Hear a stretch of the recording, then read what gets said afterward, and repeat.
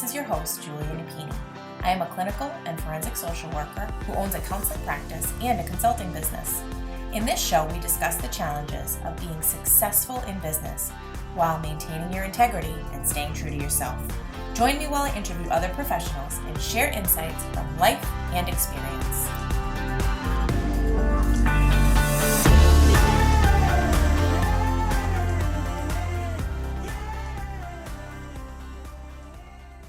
Let's talk about RingRx, our latest sponsor. RingRx is a high-quality, HIPAA-compliant telephone, text, and fax communications platform. They provide seamless, cost-effective communications for behavioral therapists, medical practices, hospitals, and other healthcare providers.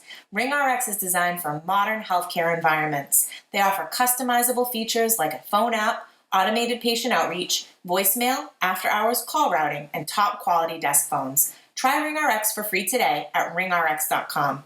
And if you sign up using the code CLIMB, you'll get 15% off your monthly bill forever. Conditions apply. Hello and welcome to another episode of the Compassionate Climb podcast. We have a unique episode for you all here today. I had connected with this person, and once I learned more about a group that she is a part of, I thought it would be something very worthwhile to be sharing with you all. So Kim Spooner, welcome to the show. Hi, thank you for having us. Absolutely. I am really interested to learn more and share more. So if you could introduce yourself to the audience, I would appreciate it. Tell us a little bit about you and what it is that you do. Okay. My name is Kim Spooner. I'm a licensed mental health counselor in New Bedford. I've been doing this for a little over 10 years. I had some agency work prior to this, and I'm a solo practitioner now, and I work primarily with trauma clients. Mm-hmm. And so I've met, quite a few people along the way and came into contact with some people who really wanted to start up this group. So it was really a great connection. Okay, great. So I'd love to hear more. So it's the Narcissistic Abuse Peer Support Group. Is that correct? Right, exactly. Okay. We call it NAPS, right? Mm-hmm. Right. Okay. Right. And so tell us how this came about.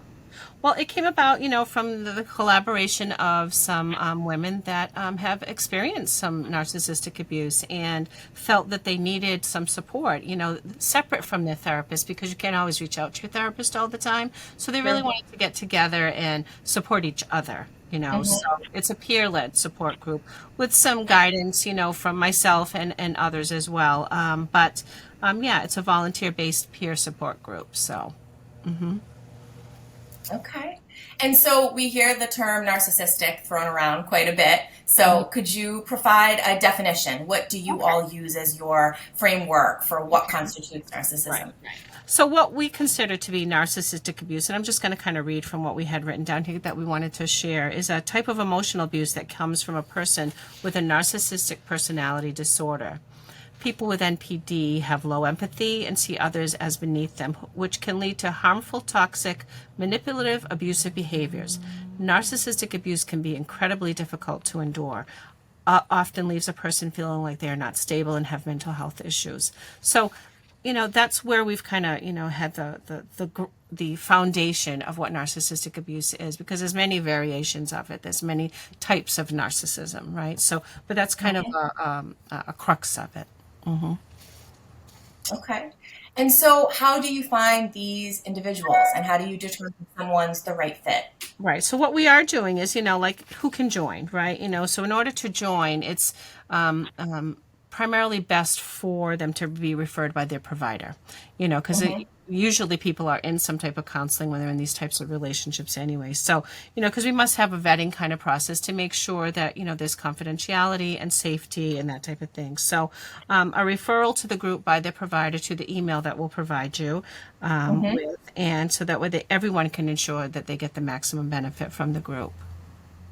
So is this restricted to people that are in Massachusetts, or can individuals? Well, we haven't made that delineation yet. We haven't said that it's only Massachusetts, but whoever can come to the meeting, because we do a Zoom meeting and we do an in-person meeting, so it's available for a lot of people. So we haven't really determined that yet. So I guess that's something we could work into the future. Okay. Yeah. So, and it doesn't have to be anybody that is specifically in a narcissistic abusive relationship now. Someone that has been, or know someone that has been, and it doesn't necessarily even have to be a romantic relationship, a marriage, there's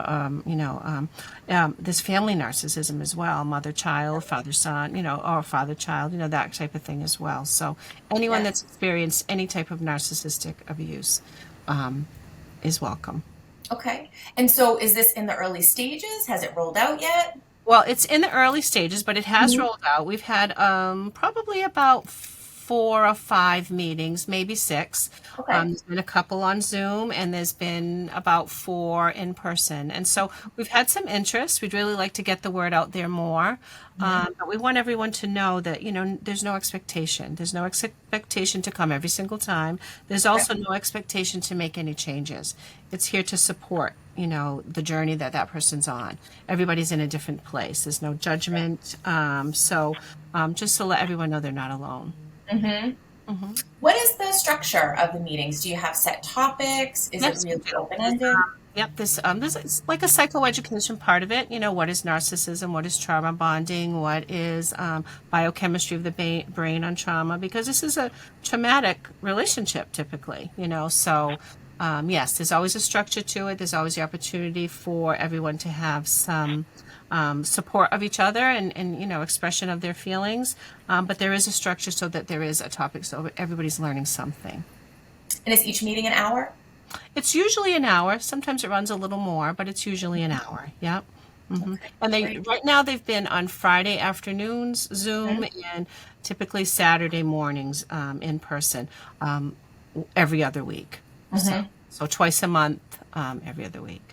Okay. And what's an ideal group number that you're striving for? Well, we haven't determined that yet either. We had one group where we had almost 10 people here, and that was really great. It was really, really great. So, hopefully we can get more than that, but, that sounds like an ideal number at this point, So each of you that are responsible for this and organizing, so you're all volunteering your time? Absolutely. Volunteer. Everything about this is free. So you bring your own coffee, you do whatever you need to do, that kind of thing. But, down the line as it grows, there may be other ways to secure financing, maybe with a nonprofit type of thing or something like that. But right now, it's just as it is.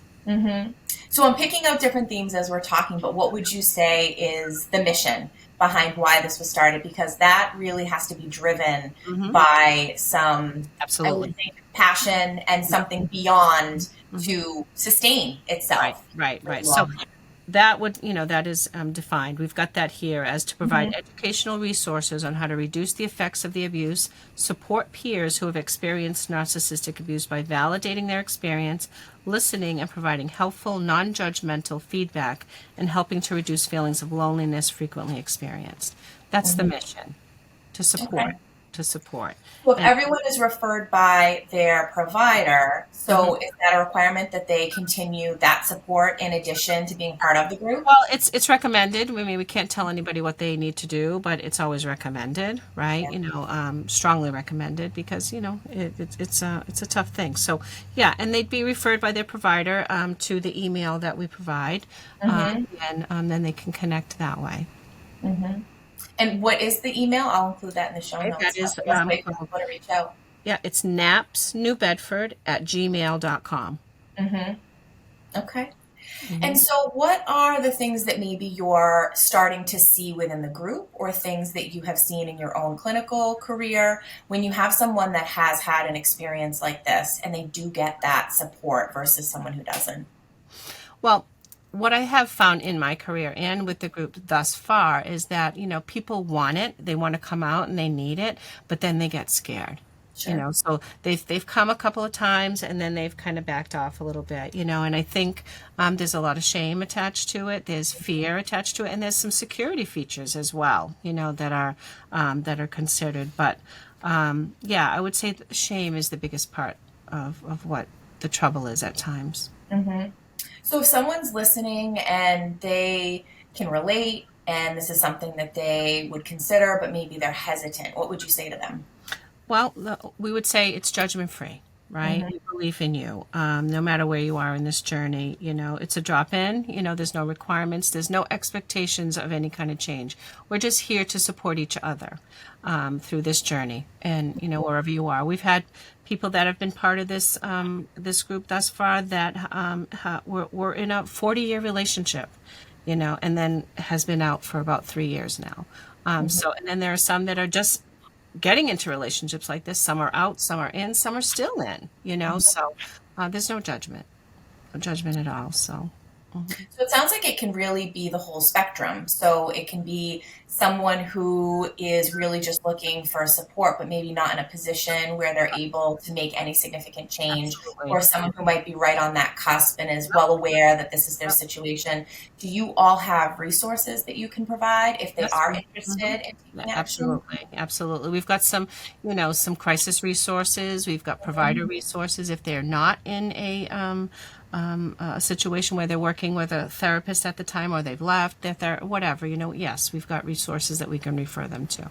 And the group's facilitated not only by you who's a licensed clinician, but also others that have some of their own experience, but it's more life experience. Yeah, more life experience, right. Exactly. Okay. Yeah, great. Exactly. Well, is there anything else that you would like to share about your hopes for this group, or for anybody to encourage them if they're hesitating? Right. Well, first of all, it's confidential. We want everyone to know it's confidential. It's a safe place. Again, no expectation, and it's free, right? And it's volunteer based. We'd want you to be involved if you want to, and if you don't, you just want to come and sit and absorb, that's okay too, Sure. And then what they also want to develop with this group is kind of like a telephone tree. So you can't always reach your therapist, but you can't always reach a member of the group when you're in that moment, and just need someone to talk to. So that's what we want them to know. That's an incredible additional resource. So once they're a part of the group, they would have the ability to connect with someone if they needed that additional support when the group is on session. Right. We're setting up a phone tree where this person is available, like an on-call type of situation. Sure. Yeah, right. So, and they're welcome, so connect via email and through their provider, and hopefully all the providers that are viewing this will feel free to contact, and we can give them all the information they need on the schedule and the topic of the month and where we're meeting. Do you have a website? We don't have a website. We just have the email at this point, but all of that is a work in progress. Okay, great. Definitely stay tuned. So the provider themselves would need to be the person that makes the initial contact. Yes, so if that would be this person ideal. that wanted to participate then you would advise them to have their provider reach out as well. Exactly. Yes, exactly. Yeah. And so would that require a release so that you would meet with that provider just to get some basic information as to whether or not they're appropriate, and just confirming they have that clinical support as well? Absolutely, right. Yeah, they'd want to sign a release with their provider so their provider could refer them. Yeah. Okay. Do you know of any other groups like this? We've never heard of any other group like this. The only other groups that we have, talked about that are similar is like AA, right? Or NA, and trying to use that kind of philosophy is, we're all here together. We've been on different journeys, and just supporting each other wherever you're at. Okay, great. Well, I am very grateful that you all connected with one another, and that you're volunteering your time, that you're offering this opportunity to people. There is no question that there is a need, and that therapy in and of itself is wonderful. But like you had said, there's a need for more support beyond just that clinical hour. So I'm happy to hear that that's an option for people. Thank you so much for all you're doing. Well, thank you for having me, and hopefully anyone that is interested in referring somebody will go to the email and get all the information they need. Absolutely. Okay. All right.